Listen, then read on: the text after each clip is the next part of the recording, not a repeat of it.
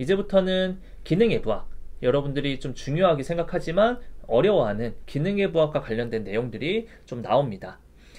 그래서 맨 처음엔 토크나 이런 모멘트 팔에 대해서 나오는데 이걸 좀 많이 어려워해요. 근데 제가 최대한 좀 쉽게 설명을 해보도록 할게요.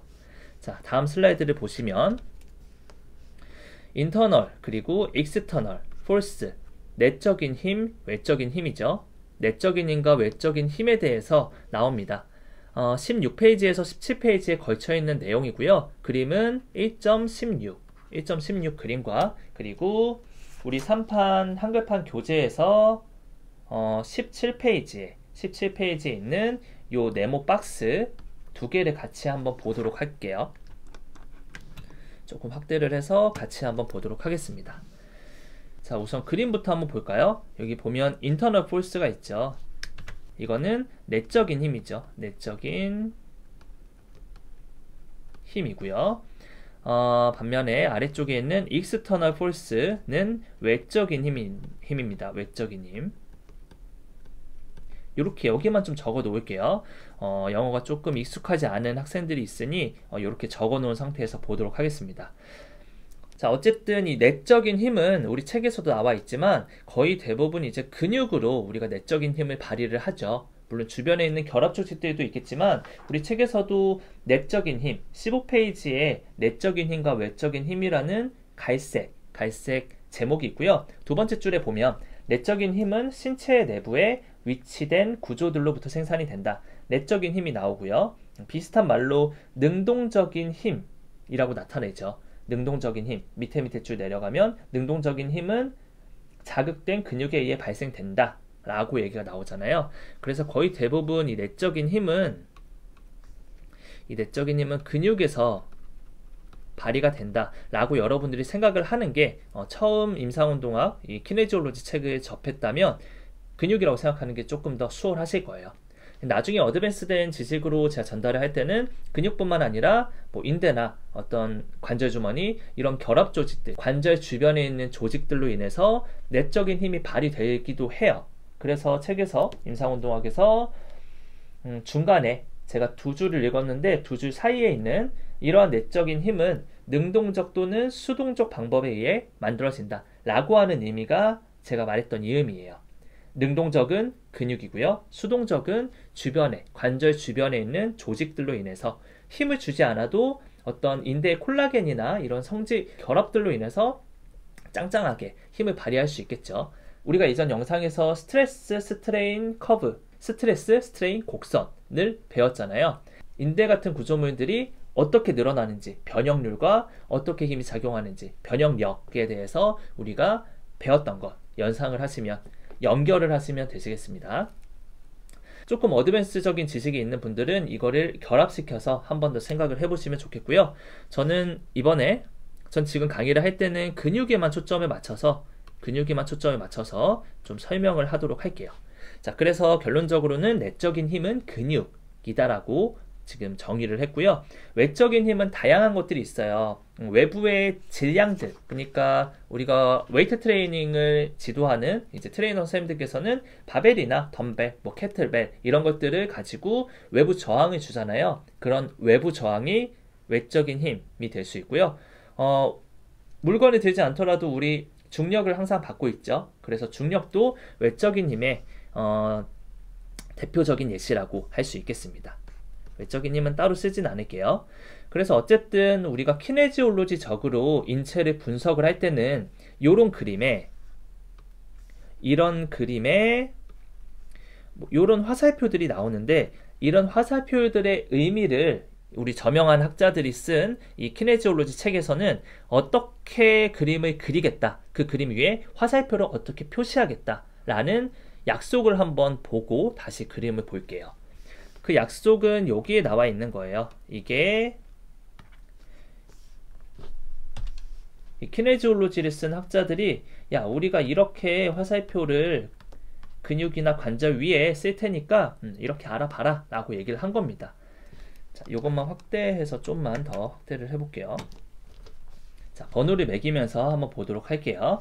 첫 번째는 매그니튜드라고 하는 건데 요거는 이제 힘이 발생을 할 때 힘이 얼마나 센지 규모를 얘기한다고 생각을 하면 됩니다. 규모.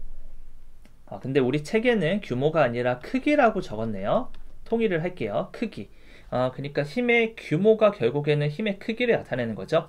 첫 번째 매그니튜드는 크기라고 여러분들 생각하면 되겠고요. 두 번째는 스페셜 오리엔테이션이라고 하는데, 이거는 이제 공간, 오리엔테이션은 어떤 그 방위라고 표현을 할 거예요. 그죠? 공간적 방위라고 책에 나와 있는데, 우리가 오리엔테이션, 대학에 처음에 입학을 하면 신입생이 되기 전에 정확하게는 등록금 냈으니까 신입생 맞죠? 신입생이 됐을 때 이제 너네들이 이런 방향으로 가야 돼. 우리 과는 이런 방향성을 가지고 있어. 라고 하는 게 오리엔테이션이잖아요. OT. 그 OT의 약자가 오리엔테이션이죠. 요게 방위라는 얘기와 밑에 디렉션과 조금 여러분들이 처음 배우는 학생이라면 좀 헷갈려 할 수 있어요. 그래서 제 나름대로 한번 정의를 해볼게요. 요걸 저는 그냥 축이라고 할게요. 축. X축, Y축이라고 하는 축이라고 저는 좀 정의를 하도록 하겠습니다. 그리고 세 번째는 디렉션. 이거 방향이죠, 방향. 그리고 네 번째는 포인트 오브 어플리케이션이라고 나와 있는데, 이 어플리케이션 앱, 응용 프로그램 뜻도 있지만 적용하다, 적용 이런 뜻이 있으니까 작용점, 적용점 이렇게 해석을 할 수 있겠어요. 작용점. 본격적인 설명을 하기 전에 한 가지만 좀 얘기를 할게요. 여기 16페이지에 보면 벡터라는 게 나오죠. 이 벡터라는 게 사실 이 키네지올로지 분석을 할 때 굉장히 중요한 용어거든요. 고등학교 때 이과를 가고 이과에서 좀 수학을 체계적으로 배웠더라면 여러분들이 이 용어에 대해서는 들어본 적은 있을 겁니다. 그리고 설명을 하면 이거였지 라고 생각이 들 텐데, 이과가 아닌 분들도 많잖아요. 그래서 간략하게만 설명을 하면, 벡터라는 것은 이제 벡터와 스칼라가 있어요. 벡터, 스칼라가 있는데, 스칼라는 이게 크기만 갖는 거예요. 크기만 갖는 거고요.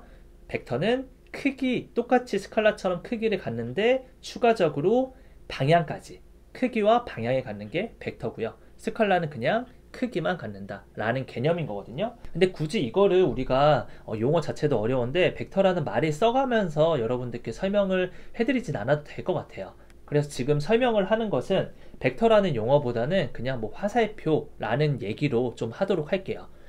근데 이 벡터를 제대로 이해하려면 이 네 가지 구성 요소만 여러분들이 정확하게 파악을 하고 있다면 굳이 벡터라는 말을 쓰지는 않아도 여러분들이 이해할 수 있게 될 거예요. 자, 그래서 우리가 벡터라는 의미만 파악하면 되거든요. 그 의미를 파악해서 내적인 힘과 외적인 힘, 어떻게 키네지올로지적으로 분석을 하는지 한번 해보도록 하겠습니다. 자, 이렇게 하면 다 같이 보이겠죠?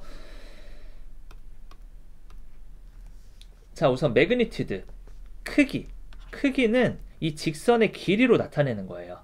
그러니까 지금 여기서부터 여기까지 이 길이와 얘를 비교하면 한 요 정도까지가 지금 검정색 길이와 비슷한 느낌이고요. 한 2배 정도 되는 것 같네요. 그죠? 그래서 이 약속에 약속에 따르면 지금 검정색 선이 하나 있는데, 이거를 곱하기 2배를 하면 요 빨간색 선 하나만큼의 매그니튜드, 크기가 이제 대응한다, 똑같다 라고 할 수 있겠죠. 뭐 수학적 기호로 하자면 검정색 선 2개만큼 길이가 빨간색 선이니까 검정색 선 곱하기 2를 하면 빨간색 선이다 라고 정의를 할 수 있겠죠. 물론 그림 1.16 후반부의 글을 보시면 가로치고 얘기가 나오죠. 정확한 비율로 그린 건 아니다 라고 적혀 있기는 해요. 그렇지만 이 약속의 내용 그대로 만약에 해석을 한다면, 그리고 제가 빨간색 길이가 검정색 길이의 딱 2배가 된다 라고 가정을 한다면 이렇게 이해를 할 수 있겠다 라고 여러분께 설명을 하는 겁니다. 네, 이 개념으로 매그니튜드, 크기는 이해하시면 되겠고요. 자, 두 번째와 세 번째가 여러분들이 조금 헷갈릴 수 있어요. 요 두 번째와 세 번째를 학생들이 조금 헷갈려 하거든요. 축과 방향. 영어로 하면 오리엔테이션과 디렉션. 사실 오리엔테이션, 디렉션 모두 이렇게 손가락을 가리키는 느낌이잖아요. 저기 아니면 여기 이런 느낌인데 제가 축이라고 책에 그렇게 나와 있지 않지만 축이라고 설명을 한 이유는 뭐냐면 요 2번 스페셜 오리엔테이션이라고 하는 것은 이 X축과 Y축의 이런 선, 그러니까 화살표가 이렇게 되어 있는 상태에서 제가 이게 앞이고 뒤라고 가정을 하면 화살표라는 게 그냥 이렇게 짝대기 하나랑 그 다음에 이렇게 지붕 모양의 뭔가를 씌우면 이제 화살표가 돼서 이것은 어떤 기호, 어떤 방향을 가리키는 기호, 앞을 가리키는 기호다 라고 약속을 한 거잖아요. 그래서 스페셜 오리엔테이션은 요 구성 성분, 그냥 직선인 거예요. 직선이고요. 디렉션이 요 구성 성분. 그래서 요게 세 번째 방향, 디렉션이라고 하는 방향이에요. 그래서 스페셜 오리엔테이션과 디렉션이 만난다 라는 개념으로 저는 여러분들께 설명을 하려고 해요. 그래서 여기서 공간적 방위라고 나오는데 그거는 너무 와닿지 않으시니까 그냥 저는 축이라고 설명을 하도록 하겠습니다. 자, 그래서 그림을 다시 볼게요. 우리가 보통 요걸 Y축이라고 하고요. 그쵸? 그리고 요걸 X축이라고 하죠. 네, 그래서 X축과 Y축으로 스페셜 오리엔테이션을 약속을 한 거죠. 자, 그러면은 여기 있는 요 빨간 줄은 X축에 해당이 돼요? 아니면 Y축에 해당이 돼요? 당연히 Y축에 해당이 되죠. 그래서 Y축이다, Y축에 대한 것이다 라고 여러분들이 생각을 하면 되겠고요. 책을 한번 볼까요? 책에 보면 16페이지의 가장 마지막 부분에 나오죠. 숫자 2 나오고요. 힘의 벡터의 공간적 방위, 스페셜 오리엔테이션은 화살대의 위치로 나타낸다. 화살대의 위치 라고 하는 게 요 X축으로 되어 있는 위치인지 X축으로 되어 있는 위치인지 Y축으로 되어 있는 위치인지. 근데 지금 화살표, 빨간 화살표는 여기서 정의하는 화살대의 위치가 Y축의 방향으로 위치해 있는 거죠. 그래서 사실 이 얘기도 맞아요. 영어로 하게 되면 조금 더 명확하게 느낌이 오는데 한국어로 번역을 하다 보니까 방위라는 것과 방향이라는 게 우리는 좀 비슷한 느낌으로 받아들여지니까 축이라고 바꿔서 정의를 하는 겁니다.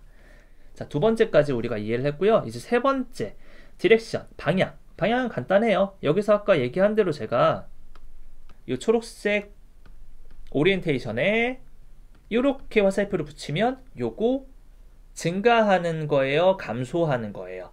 요 X축, Y축을 가진 그래프에서 증가해요? 감소해요?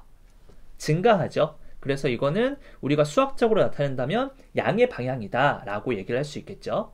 그림을 보면 우리가 음의 방향은 요 방향은 이거를 우리가 중력이라고 표현을 하잖아요. 중력.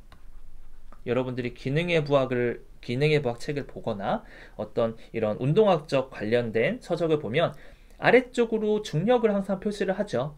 중력은 뭔가 음의 방향으로 얘기를 하고요. 우리 몸 안에서 근육이 얼마나 발휘되는지 라는 것은 무게가 점점점 플러스로 올라가는 만큼 힘이 세지니까 우리가 양의 수로 정의를 하는 거죠. 그래서 위로 향하게 되면 이거는 양의, 위로 향하게 되면 이거는 양을 의미하는 거고요. 플러스, 양이라고 하는 건 플러스 개념이죠. 그리고 아래쪽으로 화살표가 가해지면 음의 방향이죠. 음은 마이너스 개념입니다. 그래서 방향은 쉬우니까 작용점으로 넘어갈게요. 작용점이라는 것은 여기 그림에서 시작되는 부분이라고 생각하면 돼요. 지금 인터널 폴스와 익스터널 폴스 두 가지가 있는데 여기서의 작용점은 익스터널 폴스가 좀 잘 보이네요. 여기 검은색 동그라미 있죠. 이 검은색 동그라미, 요 놈이 작용점이에요. 그리고 근육에서의 작용점은 여기가 되는데 좀 동그라미로 표시가 돼 있지는 않죠. 그렇지만 여기가 작용점이고요. 저항이 가해지는 곳은 우리가 만약에 여기에 물체를 들었다, 덤벨을 들었다라고 가정할까요? 덤벨을 이렇게 들고 있다고 가정을 하면 이 덤벨이 들려있는 덤벨의 무게 중심이 있겠죠. 그 무게 중심을 기점으로 이렇게 내려가게 표시를 하는 게 키네지올로지의 원칙이에요. 그치만 지금은 요 무게가 없잖아요. 아까 전에 말했죠. 외적인 힘은 어떤 질량을 가진 물체, 아까 전에 트레이너 선생님들이 사용하는 바벨, 덤벨 같은 것들, 역기 이런 것들 얘기를 했던 것처럼 외부의 어떤 물건을 들고 있으면 외부의 물건의 질량 중심이라고 하는 중심점에서 작용점이 시작돼서 화살표를 그리는 건데 지금은 물체가 없잖아요. 그러다 보니까 맨몸에서 어떻게 외적인 힘이 발생이 되느냐인데 아무것도 들고 있지 않으면 외적인 힘 하나밖에 작용이 안 되죠. 아까 말했던 중력. 그래서 중력은 우리 몸도 결국에는 뼈는 어쨌든 결합 조직에 속하잖아요. 그러니까 질량 덩어리죠. 이 질량 덩어리의 무게 중심을 질량 중심에 점을 찍어서 이렇게 점을 찍어서 화살표로 표시를 한 것입니다.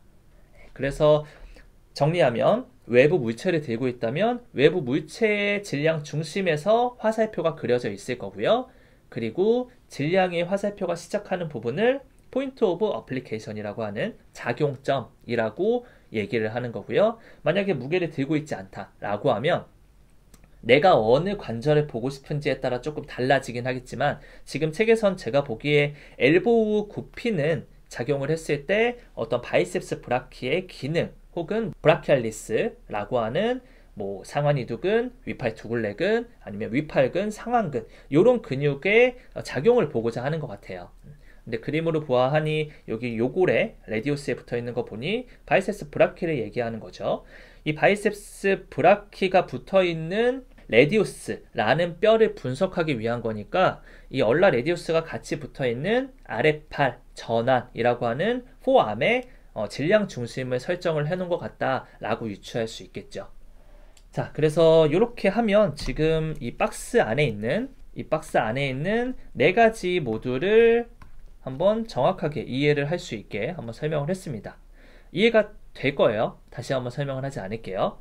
네, 이렇게 해서 여러분들이 정의를 하면 되고요.